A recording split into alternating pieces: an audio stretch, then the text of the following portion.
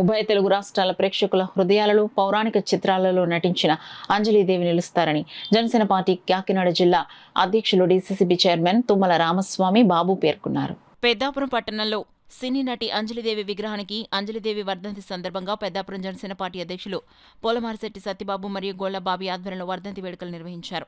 కార్యక్రమంలో ముఖ్య అతిథులు డీసీసీబీ చైర్మన్ కాకినాడ జిల్లా జనసేన పార్టీ అధ్యక్షులు తుమ్మల రామస్వామి బాబు, చైర్మన్ అంజలీదేవి ఫౌండేషన్ చైర్మన్ గోలి రామారావు విచ్చేసి అంజలీదేవి విగ్రహానికి పూలమాల వేసి నివాళులర్పించారు.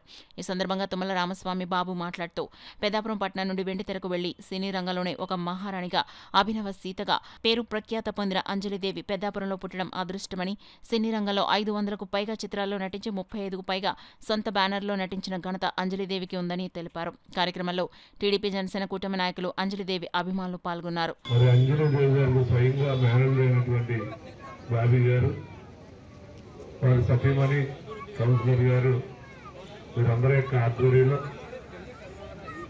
మమ్మల్ని అందరినీ కూడా ఈ కార్యక్రమంలో భాగస్వామ్యం చేసి మరొక్కసారి మన పెద్దాపురం పట్టణానికే సినీ ప్రపంచంలో వండి తెచ్చినటువంటి మహానటి అంజలీదేవి గారి యొక్క వర్ధంతిని జరుపుకోవడం చాలా మంచి విషయం. ఎందుకంటే మన పెద్దాపురం పట్టణంలో పుట్టి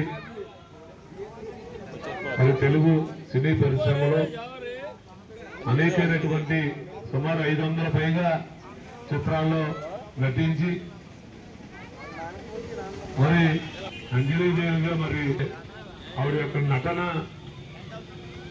ఏ విధంగా ఉండేదో భావి తరాల పౌరులకు కూడా అర్థమయ్యేలాగా ఈరోజు మరొకసారి అంజలీదేవి గారిని గుర్తు చేసుకుంటూ వారి వర్ధంతి కార్యక్రమం పెద్దాపురంలో ఘనంగా చేసుకోవడం జరుగుతూ ఉంది.